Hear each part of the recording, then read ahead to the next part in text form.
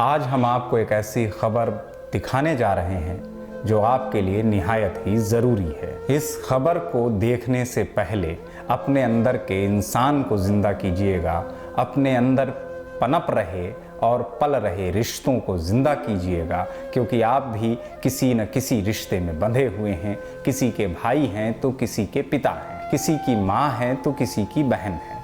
लेकिन पिछले 2 दिनों पहले दिल्ली में इन रिश्तों को एक ऐसी चोट लगी जो इस खबर के रूप में आपके सामने पेश करना ज़रूरी हो गया। दरअसल दिल्ली में पिछले 2 दिन पहले एक मासूम ने 6 घंटे तक एम्बुलेंस में ज़िंदगी और मौत के बीच जंग लड़ी, और ये जंग तब तक जारी रही जब तक कि एम्बुलेंस में रखे ऑक्सीजन सिलेंडर की ऑक्सीजन ख़त्म नहीं हो गई। इस 6 घंटे के दौरान माता पिता ने दिल्ली के 4 बड़े अस्पतालों में अपने बच्चे को एडमिट कराने के लिए हर संभव प्रयास किया, यहाँ तक कि डॉक्टरों के पैर भी पकड़े।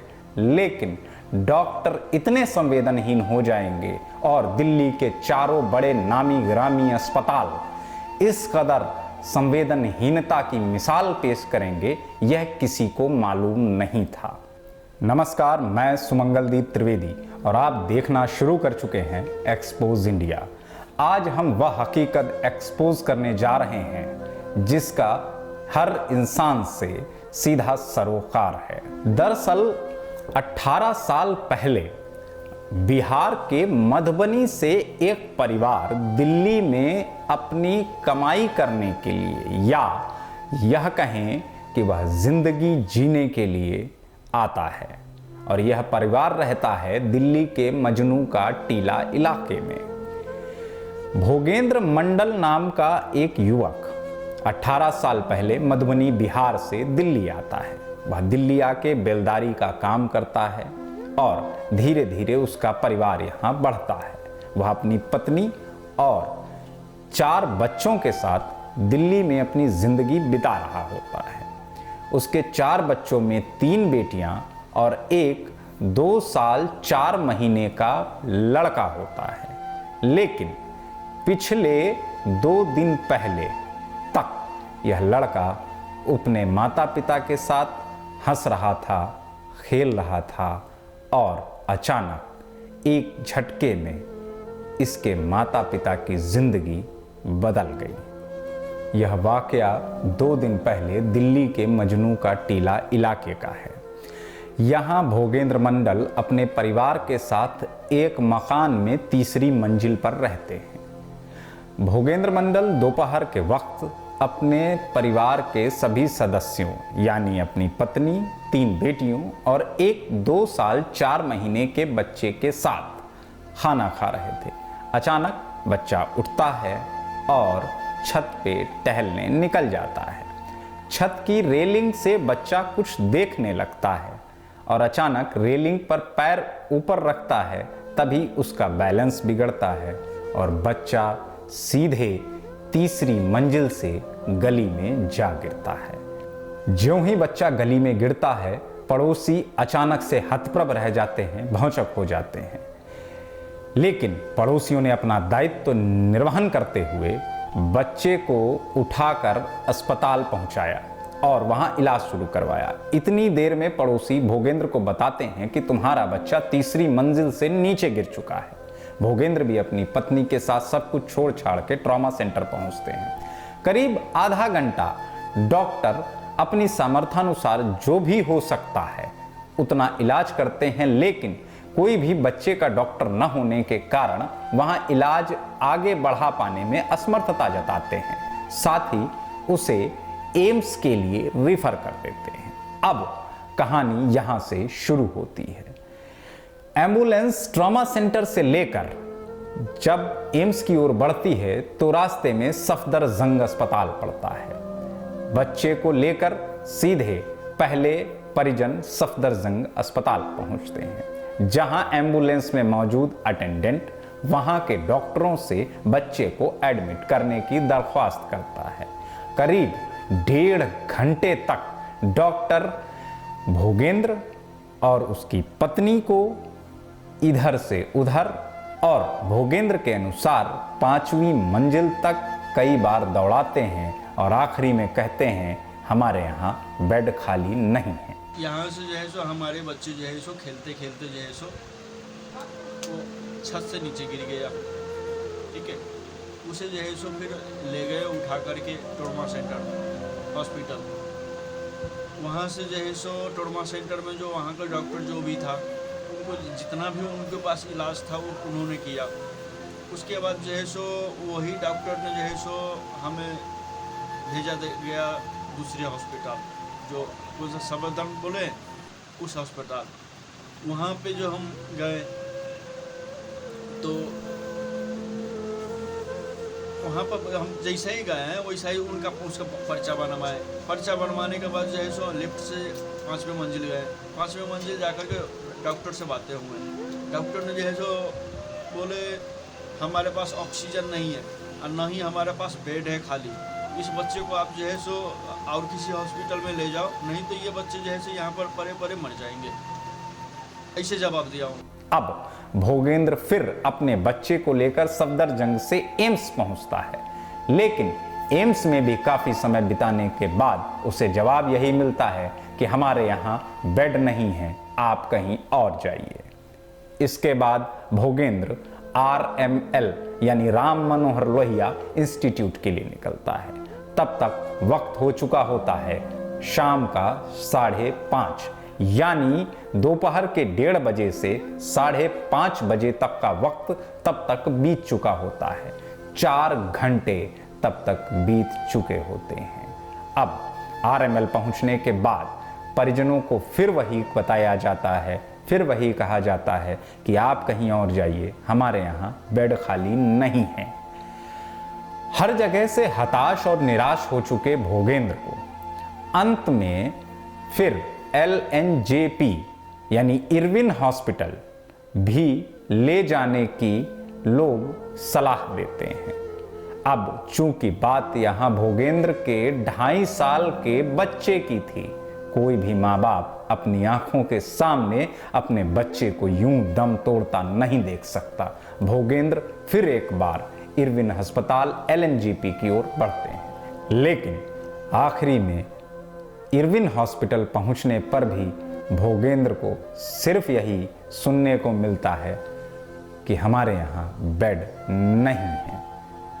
लेकिन तब तक वक्त बीत चुका था 5.5 घंटे। ऑक्सीजन सिलेंडर भी लगभग अब अंतिम चरण पे पहुंच रहा था। बच्चे की सांसें भी ऑक्सीजन सिलेंडर के सहारे धीरे धीरे कम होती जा रही थी। अब 2.5 साल के उस बच्चे के माँ बाप को इरविन से भी सीधे सीधे ना हो चुकी थी।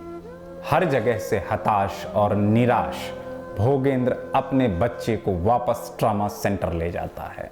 तब तक वक्त हो चुका था रात के 8 और धीरे धीरे गैस के सिलेंडर यानी ऑक्सीजन सिलेंडर के ऑक्सीजन की तरह बच्चे की सांसें भी कम होती जा रही थी। वक्त बढ़ता जा रहा था और सांसें घटती जा रही थी। रात के करीब 8:15 बजे ट्रॉमा सेंटर में 2.5 साल के मासूम कृष्णा ने अपनी जिंदगी की आखिरी सांस ली। आइए अब हम आपको इन 4 बड़े अस्पतालों में बेड के आंकड़ों के बारे में अवगत कराते हैं। सबसे पहले एम्स में। एम्स यानी अखिल भारतीय आयुर्विज्ञान संस्थान में कुल 2362 बेड हैं। 800 चिकित्सकों के साथ 4000 का नर्सिंग स्टाफ है। RML यानी राम मनोहर लोहिया इंस्टीट्यूट में कुल 1420 बेड हैं, जबकि सफदरजंग अस्पताल में 1531 बेड हैं और 30 बेड ICU में हैं। जबकि LNJP यानी इरविन हॉस्पिटल में कुल 2000 बेड हैं, जो कि 24x7 यानी 7 दिन और 24 घंटे इमरजेंसी और एक्सीडेंट सर्विसेज के लिए तैयार रहते हैं।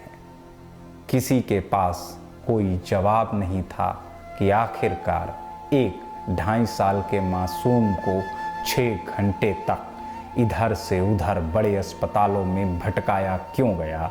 आखिर क्या इन सभी बड़े अस्पतालों में एक 2.5 साल के मासूम के लिए, जो कि जिंदगी और मौत के बीच जंग लड़ रहा था, एक बेड भी खाली हो पाना या खाली मिल पाना मुनासिब नहीं था। अब जरा सोचिए, दिल्ली के चारों बड़े अस्पताल एम्स, आरएमएल, एलएनजेपी और सफदरजंग, किसी भी अस्पताल में 1000 से नीचे बेड नहीं है। अगर हम टोटल आंकड़ों पर जाएं, यानी कुल आंकड़ों पर जाएं, तो बेड की संख्या करीब 8500 हो रही है और इन 8500 बेडों में एक 2.5 साल के मासूम के लिए एक भी बेड नहीं मिल पाया। आखिर ऐसा क्या कारण रहा कि एक गरीब के बच्चे को इलाज के लिए 6 घंटे तक इधर से उधर भटकना पड़ा और आखिरी में मिली तो उस बच्चे को मौत।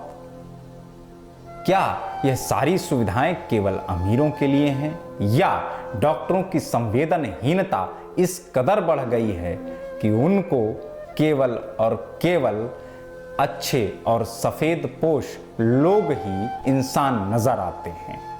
इन 4 बड़े अस्पतालों में एक बात जो विशेष तौर पर गौर करने वाली है वह यह है कि 3 बड़े अस्पताल केंद्र सरकार के अधीन हैं, जबकि एक बड़ा अस्पताल दिल्ली सरकार के अधीन है। यानी दिल्ली सरकार और केंद्र सरकार दोनों के अस्पतालों में एक गरीब के बच्चे को इलाज नहीं मिला। ऐसे में अगर यह सरकारें कहें कि हम गरीबों के लिए काम कर रहे हैं, तो क्या यह उनका कहना सही होगा? क्या गरीबों के लिए मिलने वाले इलाज इस कदर गरीबों के लिए महंगे हो जाएंगे कि उनको अपनी जिंदगी की भीख भी डॉक्टरों के पैरों में पड़कर मांगनी पड़ेगी? सोशल मीडिया के विभिन्न प्लेटफॉर्म पर हम लोग विभिन्न राजनीतिक दलों के नुमाइंदे कार्यकर्ता बनकर कार्य करते हैं, लेकिन इंसानियत को इस कदर पीछे ढकेल देते हैं कि हम इंसानियत की बात करने में भी परहेज करने लगते हैं। सोशल मीडिया के विभिन्न प्लेटफॉर्म्स से लेकर मेन स्ट्रीम की मीडिया तक कहीं भी इस खबर को वह तवज्जो नहीं दी गई जो तवज्जो जाति, धर्म, क्षेत्र, वर्ण में विभिन्नता पैदा करने वाली खबरों को दी जाती है। हम सब चाहकर भी अच्छी खबरों और संवेदनशील खबरों पर आखिर क्यों अपनी नज़र नहीं डालते, यह सोचने का विषय है। आखिरी में बस इतना ही कहना है कि अपनी आंखों पर पड़ी धर्म, वर्ण, क्षेत्र, जाति की पट्टी को उखाड़ फेंकिए, पट्टी को निकाल फेंकिए, क्योंकि इंसानियत से बढ़कर कुछ भी नहीं होता। जान है तो जहान है। आवश्यकता है हम सबको अपना नज़रिया बदलने की। नज़रिया वह जो हमको संवेदनशील रखे, संवेदन शून्य न बनाए। जय हिंद।